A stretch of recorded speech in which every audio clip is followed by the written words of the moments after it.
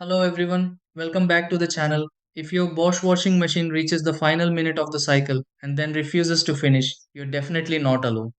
This issue is commonly caused by drainage delays, load imbalance, excessive detergent, or temporary electronic glitches. When the Bosch washing machine cannot complete its final checks, it may repeatedly remain on 1 minute instead of ending the program. Fortunately, this problem doesn't always indicate a major fault. Before considering repairs, there are several simple troubleshooting methods you can try.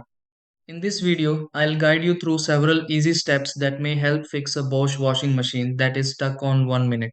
Try these. Step 1. Pause the Bosch washing machine and check whether the laundry load is evenly balanced. Step 2. Inspect the drain hose connected to the Bosch washing machine for any blockage or kink.